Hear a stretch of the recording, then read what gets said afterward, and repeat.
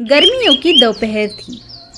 सूरज आग बरसा रहा था, लेकिन गांव के बच्चे आम के पेड़ के नीचे बैठकर कहानियों में खोए हुए थे। उन्हीं में एक से था मोनू। वह गांव की जिंदगी से उब चुका था और शहर जाने के सपने देखता था। एक दिन मोनू अपनी माँ से कहता है, माँ, मुझे शहर जाना है। यहाँ गांव में कुछ नहीं रखा, बस मिट्टी, खेत और यही पुरानी जिंदगी के तरीके। बेटा, गांव की मिट्टी में जो अपनापन है वह शहर में नहीं मिलेगा। अपनापन? माँ, वहाँ शहर में बड़ी बड़ी इमारतें हैं, गाड़ियाँ हैं, बढ़िया स्कूल है।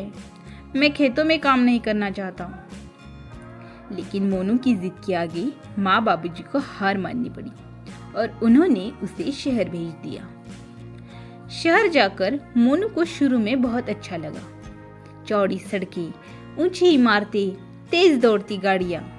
लेकिन धीरे धीरे उसे एहसास हुआ कि यहाँ हर कोई सिर्फ अपने लिए जी रहा है। न कोई एक दूसरे को जानता था, न कोई बात करता था। एक दिन मोनू ऑफिस से लौट रहा था, तभी उसकी जेब कट गई। उसके सारे पैसे चोरी हो गए। तब मोनू घबराया और बोला, हे भगवान, अब मैं क्या करूं? किसी से उधार मांगू तो कौन देगा? फिर उसे अपना गांव याद आ गया, जहां हर कोई एक दूसरे को मदद करता था।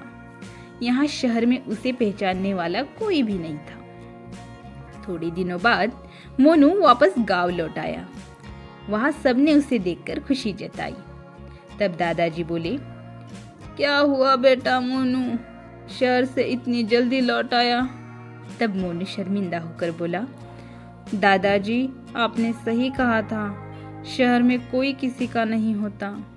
वहाँ पैसों की चमक तो है पर अपनापन नहीं। तब दादाजी बोले, बेटा, गांव की मिट्टी में ही असली खुशबू है। शहर में चाहे जितना कमा लो, लेकिन वहाँ सुकून नहीं मिलेगा।